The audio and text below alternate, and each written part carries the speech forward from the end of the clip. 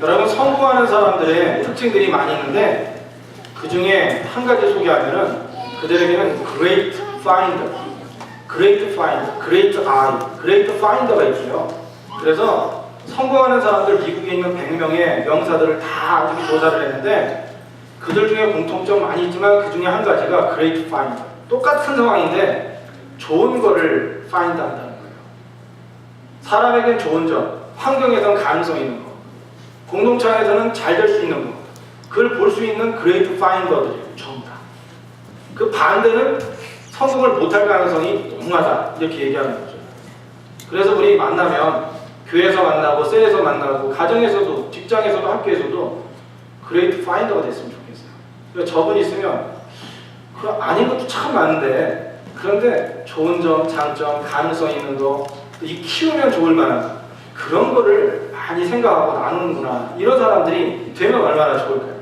그래서 오늘 인사할 때 당신은 축복받을 만한 분입니다. 정말 분입니다. 아닌데? 이렇게 생각이 돼도 받을 만한 분이다 생각하고 그 점을 한번 생각해 보시는 게 그게 바로 성공자의 믿음의 길이라는 거죠. 여러분, 오늘 잘 오셨어요. 일주일 가운데 믿음의 사람들은, 하나님의 사람들은 일주일 중에 이 주일이 대단히 중요한 날이에요. 한 주간을 살아가는데 가운데서 이 일주일의 첫날, 주일날 제대로 하나님과 만나고 예배하고 이 날을 잘 지키면, 이 날을 잘 준비하면 한 주간을 잘 살 수 있어요. 이게 성경에 나오는 우리 주님이 주시는 말씀입니다. 오늘 아주 귀한 자리에 잘 오셨습니다. 그래서 오늘 이제 한 주일의 첫날인데, 첫날 여러분 예수님의 그 은혜로, 하나님의 말씀의 은혜로 흠뻑 젖는 그런 시간이 됐으면 좋겠어요. 그래서 앞으로 여러분의 남은 생애가, 또 올해가 더 축복이 흠뻑 젖고 축복의 냄새가 나고 축복의 영향을 줄 수 있는 그런 자녀들도 되고 가정도 되고 직장생활도 되고 여러분의 삶의 계획도 되고 삶의 길도 되는 역사가 있기를 주의 이름으로 축원합니다. 할렐루야. 아멘한 그에게 하나님께서 그대로 역사하실 줄로 믿습니다. 제가 질문 하나 하면서 이제 말씀을 나누려고 합니다. 여러분, 우리가 인생을 살아가는데 무엇이 또는 누가 여러분의 인생을 일으켜줄 수 있다고 그렇게 생각하고 믿으시나요? 우리 청년들, 여러분 인생을 사는데, 삶에 있어서 무엇이 또는 누가 여러분의 인생이 쓰러질 만하고 힘들고 어려울 때, 좌절하고 힘을 잃었을 때 벌떡 일으켜줄 수 있다고 생각하고 믿으며 살아요. 여러분 어떻게 생각하십니까? 대답을 안 해도 우리는 이 대답의 정답이 무엇인지는 알아요. 그런데 사실은 마음을 확 뒤집어 놓고 얘기하라고 그러면 때때로 우리는 그 답을 갖습니다. 제가 여러분들에게 말씀드리지 않아도 오늘 말씀 읽는 가운데도 힌트가 이미 다 나오는데도 불구하고, 믿음 생활하면서 늘 정답은 그건데도 불구하고 우리는 그 답이 아닌 다른 것에 관심이 많습니다. 나의 인생을 일으켜줄 수 있는 그것은 무엇일까? 그분은 누굴까? 딴 생각을 많이 하게 된다는 것이죠. 여러분, 이거는 특히 믿음의 사람들에게 있어서 참으로 중요한 질문입니다. 오늘 본문에서 다윗 왕은 내 인생을 일으키시는 분이 누구인가에 대해서 분명히 가르쳐주고 있습니다. 이 말씀의 정황을 보면, 이 37편을 보면 아마도 주위에 있는 사람들 중에 다윗에게 질문을 했던 것 같아요. 아는 사람. 뭐냐면, 왕이요, 내가 인생길을 가다 보니 나쁜 짓도 많이 하고 결점도 많고 단점투성이고 악하다고 말하는 땅 평가하기에 맞는 사람들이 있는데 그들이 잘 됩니다. 그들은 흥하는 것 같습니다. 믿음의 사람들은 패하는 것 같습니다. 고민도 많고 어째 이런 일이 벌어질 수 있죠? 이렇게 질문을 많이 했던 것 같아요. 그랬더니 이 37편에 다윗이 여러 가지 얘기를 합니다. 그 가운데 오늘은 23절, 24절의 이 말씀을 통해서 정말 다윗 왕이 인생을 살아갈 때 있어서 어떻게 살아가야 하냐, 내가 왕으로도 살아보고 많은 사람도 거느려보고 또 왕으로서 살다가 누군가 사람에게 의지도 해보고 권력도 이제보고 재물도 한번 그 힘을 가지고 하려고 해보기도 하고 여러 가지 살아갔는데, 그런데 분명한 걸 알게 됐다. 너희들이 질문하고 당신들이 질문하다 보니 그걸 고민하다 보니 분명히 이 고백을 할 수 있다라고 여기에 써놓은 다 이제 고백이라는 생각이 들었어요. 자, 오늘 말씀을 한번 읽어봐요. 자, 뒤에 나옵니다. 읽읍시다. 시작. 여호와께서 사람의 걸음을 정하시고 그 길을 기뻐하시나니 저는 넘어지나 아주 엎드러지지 아니하노니. 여호와께서 사람의 걸음을 정하시고 그 길을 기뻐하시나니 저는 넘어지나 아주 엎드러지지 아니한다. 여러분, 사람이 인생을 살면서 많이 착각하고 있는 게 있습니다. 그건 뭐냐면 내가 결정을 해서 이렇게 살고 있다고 생각하는 거예요. 하나님을 알고 하나님의 사람이라고 하는 이들도 때로 그렇게 생각할 때가 있습니다. 여러분, 캘거리에 와서 사는 거 여러분들이 결정해서 왔죠?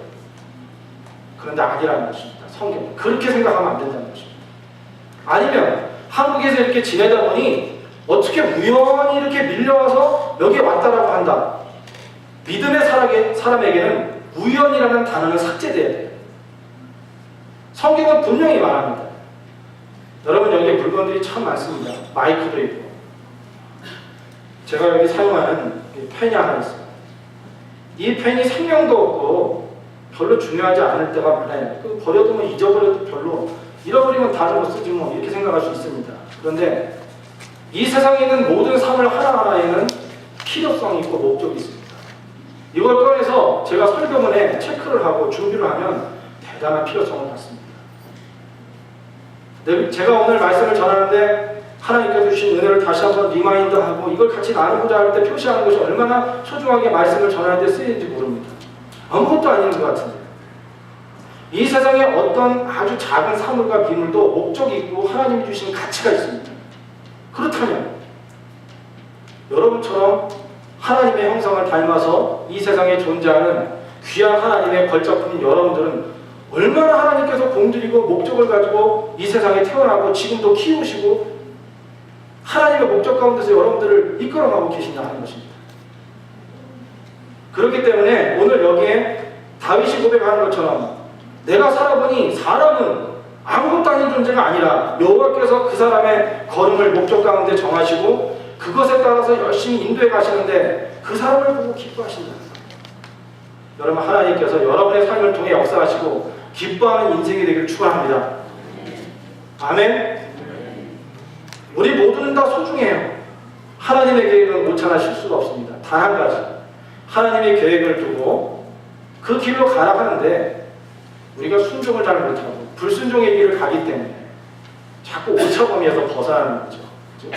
요즘에 대통령 선거 때문에 뭐 2사람이 나왔다, 3사람이 나왔다 그러면서 매일 이렇게 뉴스를 보면 오차범위 몇 퍼센트 서로 상대적으로 해서 그 서로 이렇게 비율을 따집니다. 그리고 어느 정도는 오차범위예요. 그걸 믿을 수 없어요. 여러분, 인생에는 이런 것이 있고 정치에도 이런 것이 있을 수 있지만은 경제에도 이런 것이 있을 수 있지만 하나님께는 오차가 없어요. 하나님은 실수가 없는 분이에요. 그분이 우리를 만드시고 인도해 주십니다. 그렇게 사는 게 인생입니다. 그런데 우리가 이렇게 살아가는 인생인데도 불구하고 인생이 우리의 삶을 살아가는 인생길이 그렇게 호락호락하지가 않습니다. 왜냐하면 오늘 그래서 다윗이 또 이렇게 얘기를 해주고 있는 것을 볼 수 있어요. 저는 넘어지나 아주 엎드러지지 아니한다. 저는 넘어진다는 거예요. 여러분, 사람의 인생길은 어떤 길일까요? 인생이 뭘까요? 정말 어려운 문제죠. 인생은 나그네 길, 이렇게 얘기도 하고 인생 여러 가지로 표현할 수 있잖아요. 그런데 오늘 말씀을 보면 인생길은 넘어지고 엎어지는 게 인생이래요. 우리의 삶의 인생의 여정이 뭐냐? 하나님의 목적대로 살아가는데 엎어지고 넘어지는 게 인생길이래요. 엎어지고 넘어지는 일이 수다하게 많이 깔려있는 것이 인생길이라는 것입니다. 사랑하는 여러분, 오늘 여기서 예배드리러 이렇게 오셨는데 요즘에 엎어진 일이 있으신가요? 가정에서 엎어진 부분이 있으신가요? 여러분, 직장에서 또는 청년들 공부하고 또 우리 관계에서 믿음 생활하고 사역하는데 삶의 길에서 넘어지고 엎어지고 다시 일어나야 되는데 어떻게 하면 좋지 하면서 지금 근심하거나 힘든 부분이 있으신가요? 예수 믿으면 엎어지는 일 없으면 좋겠잖아요. 목회자도 또 우리 성도들도 선교사님들도 주님을 따르는 사람들 하나님의 길을 따라가면 웬만하면 엎어지지 않고 웬만하면 다치지도 않고 그냥 그러면서 인생을 살아가면 참 좋을 것 같아요. 그런데 오늘 성경에 다윗이 정말 그 성왕이라고 대단한 왕이라고 했던 그 다윗이 자신의 고백을 합니다. 인생은 넘어지고 깨어지는 게 인생이라는 거예요. 단 한 가지 다른 게 있죠. 다윗의 이야기를 잘 읽어보면 믿음의 사람들의 인생을 잘 논해보면 그들의 삶으로 파고 들어가 보면 중요한 게 하나 있죠. 그러나 믿는 자에게는 다른 것이 있다는 거예요. 분명히 다른 점에 특권이 있다는 거예요. 오늘 말씀 저는 넘어지나 다 넘어져 있지. 넘어지고 엎어지는 거예요. 그러나 아주 엎드러지지 않는다. 아주 넘어져 있지 않는다. 다시 말로 하면 일어서게 된다는 것이죠. 여러분 오뚜기 생각나십니까? 오뚜기. 요즘에는 어린 아이들이 그 장난감이 너무 많은 것 같아요. 제가 보면 저번에 우리 그 교우들 중에 한 아기를 봤는데 이 아기가 저보다 컴퓨터를 더 잘하는 것 같아요. 뭐 게임기를 가지고 자기 사진도 막 보여주고 자기 춤추는 것도 막 동영상도 저한테 보여주고 뭐 얼마나 자기 마음대로 이게 손가락이 얼마나 빨리 돌아가는지 모르겠어요. 요즘에는 뭐 이런저런 좋은 게임기도 있고 장난감이 많지만 예전에는 여러분 알다시피 오뚜기가 하나만 있으면 아이들이 깔깔깔 웃고 너무 신기하고 좋았어요. 여러분 그런데 이 오뚜기가 다시 일어서기 위해서 반드시 해야 할 일이 있어요. 청년들 오뚜기 알아요? 알아. 그럼 오뚜기가 다시 일어서기 위해서 꼭 먼저 해야 될 일이 뭘까요? 그렇습니다. 넘어지는 일입니다. 아기에게 기쁨을 주는 이 오뚜기의 특징 가운데 하나는 이 오뚜기는 반드시 넘어져야만 일어나서 웃음도 줄 수 있고 일어나서 오뚜기라는 것을 자기 존재를 표현할 수 있다는 거예요. 신앙생활도 똑같다는 거죠. 하나님께서 우리에게 오뚜기처럼 정말 생명이 있고 일어설 수 있고 역전의 용사처럼 보여주기 위한 믿음으로 인생을 살아가라고 하시는데 그게 목적 가운데 하나예요. 하나님이 우리를 다루시는 방법 가운데 하나인데 훈련해 주시는데 그때 넘어졌을 때 세상 바라보면 못 일어나고요. 넘어졌는데 하나님 바라보고 하늘 약속 바라보면 일어나는 거죠. 그걸 보고 인생의 간증이라고 해요. 체험이라고 해요. 여러분 신앙생활하면서 나도 좀 대단한 체험 한 개쯤 있었으면 좋겠다. 이런 분들이 있으시죠. 그거는요. 그 얘기는 뭐냐면 정말 도전과 어려움과 역경과 하나님께서 엎어지게 하셨거나 내가 엎어지거나 깨지거나 했을 때 그 과정을 넘어서 통과해서 일어서는 역사가 있을 때 그때 나는 평생에 사라지지 않는 간증이 있다라고 말할 수 있는 거예요.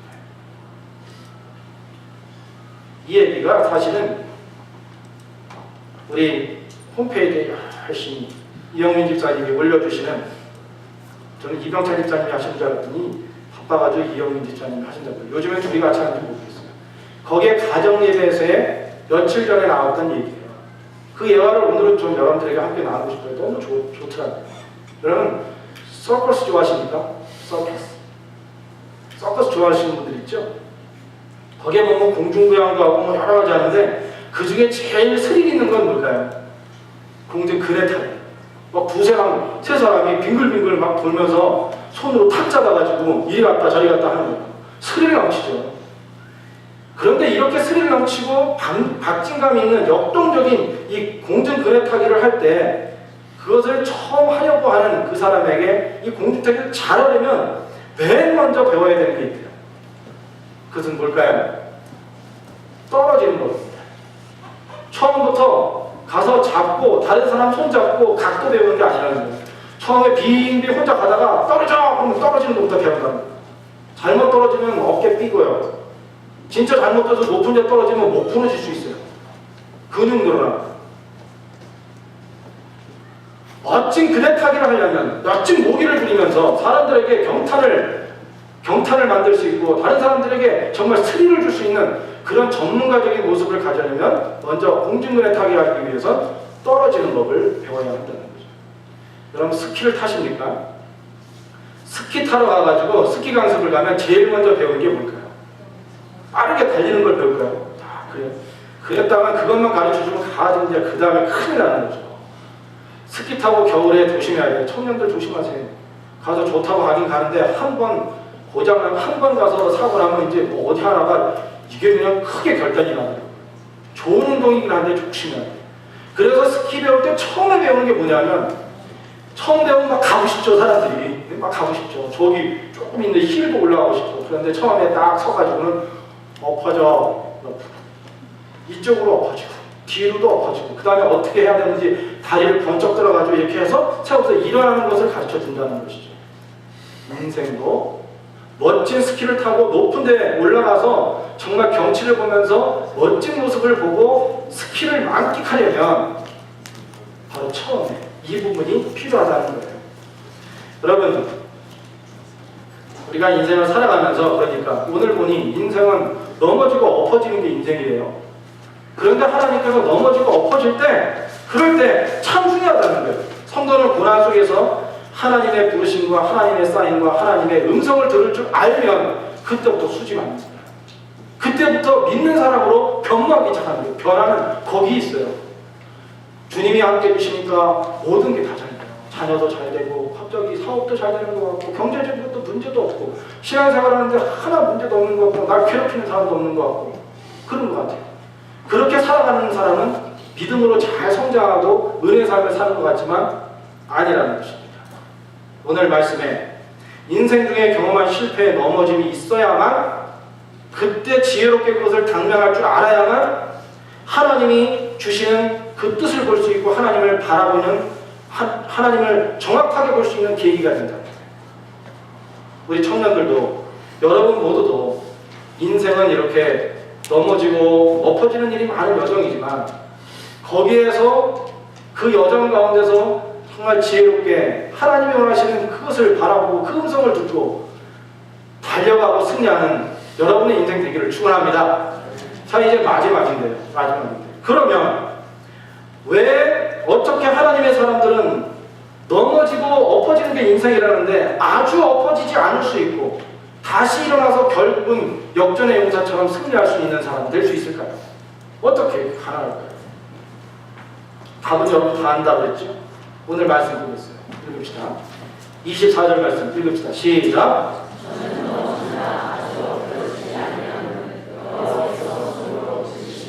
한 번 더 또박또박 힘있게 읽읍시다. 시작.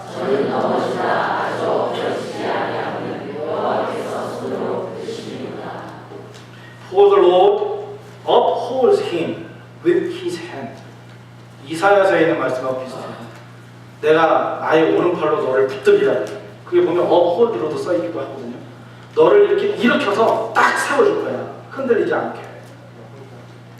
저는 넘어지나 인생은 넘어지는 것이지만 아주 엎드러지지 아니하는 것은 여호와께서 그의 손으로 붙들어 uphold 세워주고 일으키시기 때문이다. 균형 잡게 해주신 거다. 라는 거예요.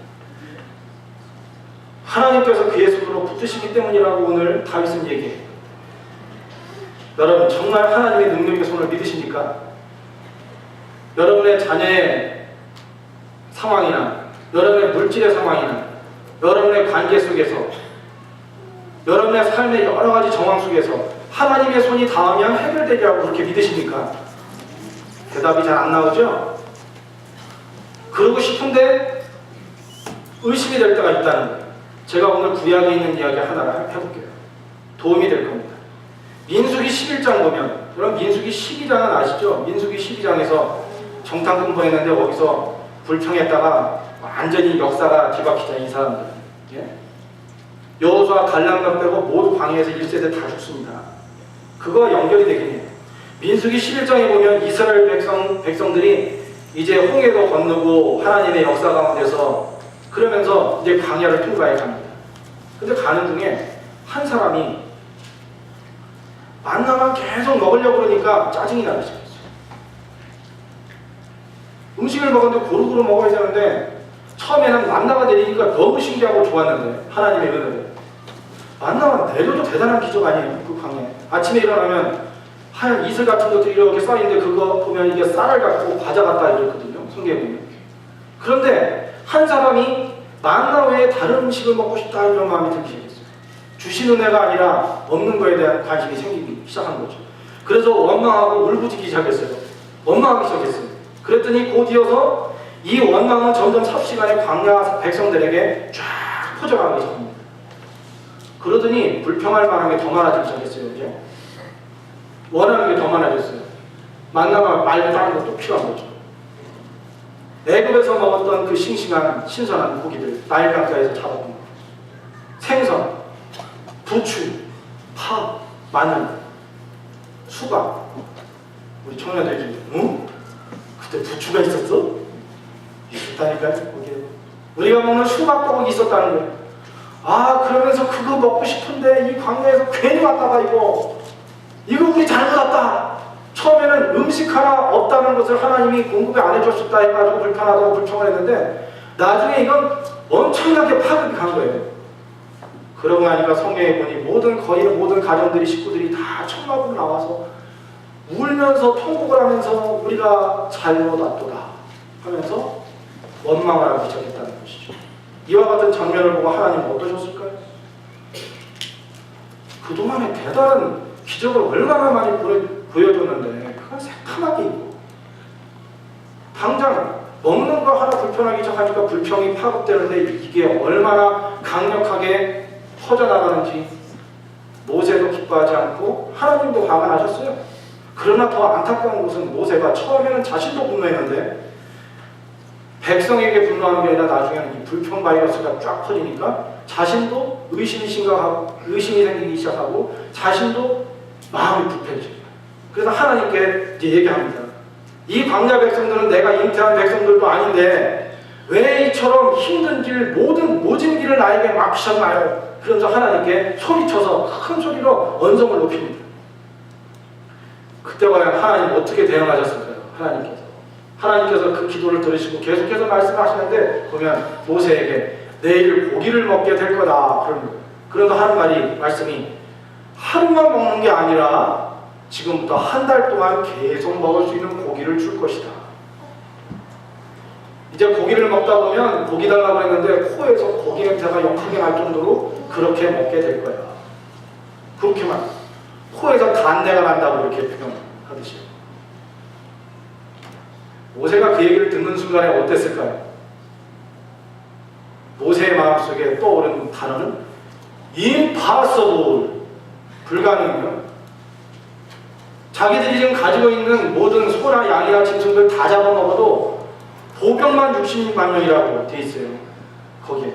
그리고 다른 식구들을 보면 200만에서 많으면 300만의 이스라엘 백성들이 광야를 통과하고 있다고 그렇게 말하고 있습니다. 그러니 어디서 이 많은 고기를 구할 수 있을까 생각을 해본 거예요. 자신이 계산을 막 했어요. 자신이 계산해보니까 impossible, 이건 말도 안 되는 소리를 하나님께서 하신 거예요. 그런데 그때 하나님께서 모세의 의심하는 그 모습을 보고 전곡을 찌르는 질문을 합니다. 볼까요? 민수기 11장 23절입니다. 읽어요. 시작. 여호와께서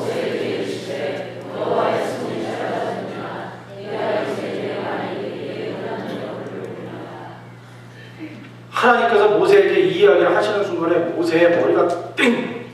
정말 대단한 망치가 자기 머리를 빵 치는 것처럼 정신이 번쩍 들었어요.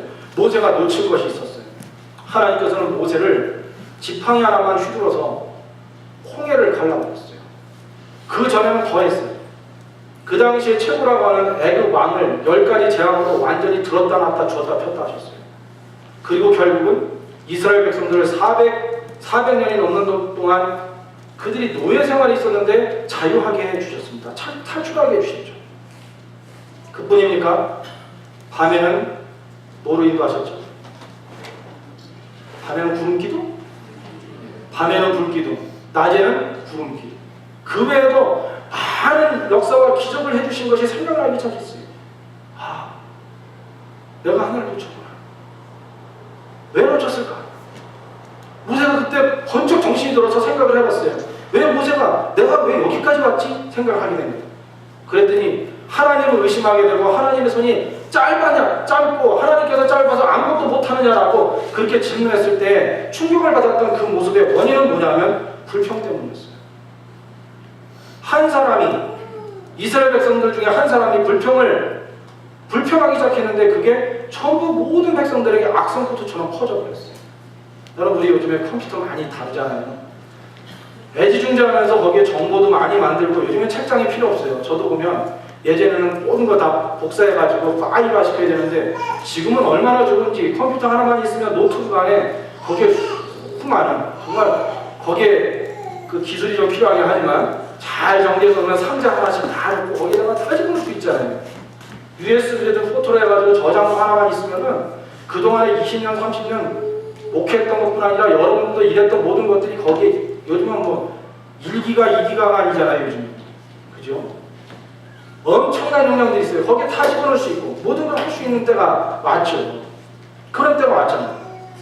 그런데도 불구하고 요거요, 야, 이것만 있으면 모든 걸 할 수 있어, 그런 것 같지만 거기에 악성 코드 팍 박히고 바이러스 한 번 쫙 뿌려졌는데 들어갔다, 모든 것 다 박살납니다. 모든 게 다 없어져요. 모든 정보가 한순간에 없어져 버려요. 나의 힘이 없고 나의 지혜 없고 나의 경험이 없고 이런 것들이, 이거 하나만 있으면 될 것 같은 것들이 다 없어지는 거예요. 마치 믿음에 능력을 가졌던 우리의 영혼이 있는데 어느 순간에 악성 코드가 돌기 시작한 거예요. 근데 이거는 우리 이러면 안 되는데, 그런데도 불구하고 가장 잘 공격을 받아요. 우리 스스로.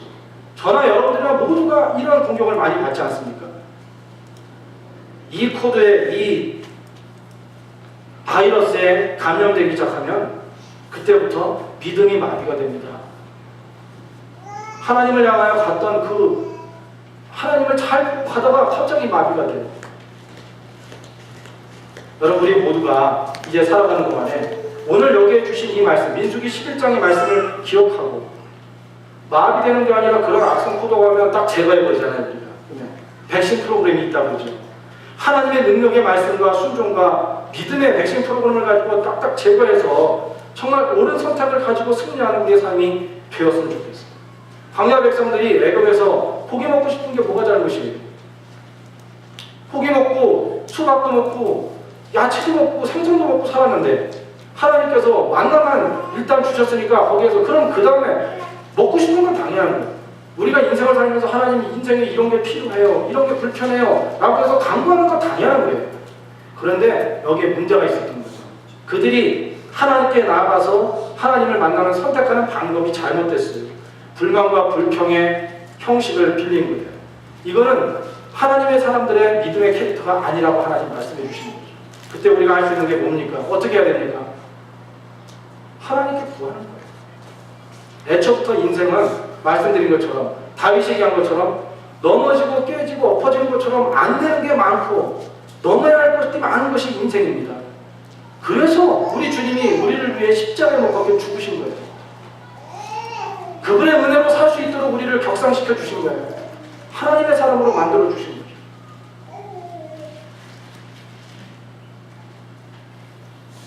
만약에 이스라엘 백성들이 여기서 불평하거나 불만하거나 안 준다고 하나님께 항거하기보다는, 하나님 여기까지 인도해 주셔서 너무 감사합니다, 한번 생각해 보세요.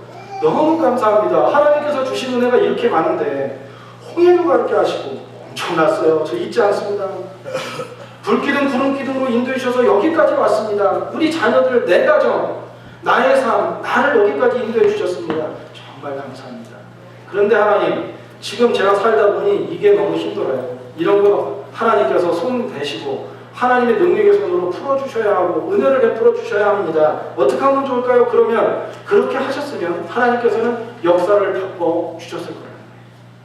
그런데 이것을 하지 못했기 때문에 이스라엘 백성들이 결국은 12장에 가서 엄청난 저주를 받게 돼요. 믿음의 기도는 하나님의 손을 넉넉히 움직일 수 있습니다. 여러분, 이제부터 살아가는 동안에, 우리가 삶을 살아가는 동안에 어느 순간에 어떤 환경에 있든지, 오늘 주신 다윗의 이 말씀을 기억하면서 청년들도 주의 손을 의지하며 승리한다, 이런 마음 가지고, 때로는 없는 거 바라볼 수도 있고 안 되는 거 바라볼 수 있고 좌절할 수 있지만 그때 그거 바라보지 말고, 그 악성 코드에 감염되지 말고 하나님께 더 가까이 고 주의 은혜를 다시 되돌아보고 내 마음속에 품고 감사합니다 하면서 하나님께 기도하고 나아가는 믿음의 용사들이 되기를 주의 이름으로 축원합니다. 오뚜기에게 썼으니까 오뚜기 얘기하면서 진행할게요. 오뚜기가 서는 원리가 뭐죠? 오뚜기가 어떻게 하면 설 수 있습니까? 아주 단순해요. 텅 빈 오뚜기 이렇게 쓰면 그 뱃속을 보면은 다른 게 하나도 없어요. 그냥 밑바닥에 중심 잡아주는 무거운 충 하나를 딱 다루는 것뿐이에요. 근데 그렇게 될 때 오뚜기가 제일 오뚜기라고요. 거기에 다른 게 뭐가 들어가거나 구멍이 나는데 어린아이들이 뭘 자꾸 집어넣거나 그러면 오뚜기가 뒤뚱뒤뚱 하다가 바짝 일어나야 되는데 못 일어나요 나중에. 우리가 인생을 살아가면서 정말 우리의 삶이 일어날 수 있고 승리할 수 있고 어떤 환경 가운데도 하나님이 원하시는 목적으로 나아갈 수 있는 가장 귀한 단순한 비결이 뭐냐? 그건 내가 하고 싶은 것, 내가 하려는 것, 내가 영광 받으려는 것, 내가 잘 되려는 것, 내 계산 가지고 계산해서 해보려는 것을 버리는 것. 그리고 나의 영혼 속에 오직 예수, 오직 주님, 주님만 있으면 주님께서 내 중심에 와주셔서 주인 되주시면 내 중심에 무게에 추가돼 주시면 다른 거 다 필요 없습니다. 주님 한 분이면 끝납니다. 됩니다. 라고 고백하면 그때부터 우리는 어느새 믿음의 오뚜기가 되는 거예요. 믿음의 오뚜기가 되는 비결이. 오늘 우리를 돌아봅시다. 다시 한번 생각해 봅시다. 과연 내 영혼 가운데 내가 그런 믿음의 오뚜기처럼 내가 의지하고 있는 것은 없는지 처음 질문했던 것처럼 우리가 살아가는 인생 가운데 무엇이 누가 나의 인생을 일으켜준다고 생각하십니까? 그랬을 때 만약에 사람을 내 주위에 있는 사람을 아니면 물질을 아니면 환경을 다른 것들이 나를 일으켜줄 것이라고 지금 생각하고 있다면 오늘 하나님께서 주신 말씀 기억하면서 그것을 포기하는 기회가 되기를 바랍니다. 그러면 여러분의 삶이 풀려지는 역사가 일어나게 된다는 것입니다. 여러분 우리의 삶 가운데 무게중심을 하나님께 두는 것을 뭐라고 하냐면 그걸 보고 신학적으로 성령 충만하다고 해요. 성령 충만이 나의 영혼 가운데 다른 축정이나 필요없는 것들이 들어있는 게 아니라 오직 주님만이 오직 주님이 나의 주님이다 하는 것만이 들어있을 때 그때가 성령 충만의 모습이라는 것입니다. 제가 두 가지 성경 구절을 소개하고 마치려고 합니다. 여러분 우리가 인생을 살아갈 때 두 가지의 영향을 받는다고 합니다. 사도 바울 선생님이 그렇게 말씀하셨어요. 인생을 살아갈 때 여러 가지 상황이 있지만 누구나 다 언제든지 두 가지 영향을 받는데요. 그 영향권 가운데서 어떤 영향 가운데 사느냐가 참 중요하다는 것이죠. 첫 번째 봅니다. 읽읍시다. 갈라디아서 5장 19절에서 21절입니다. 또박또박 읽습니다. 시작. 육체의 일은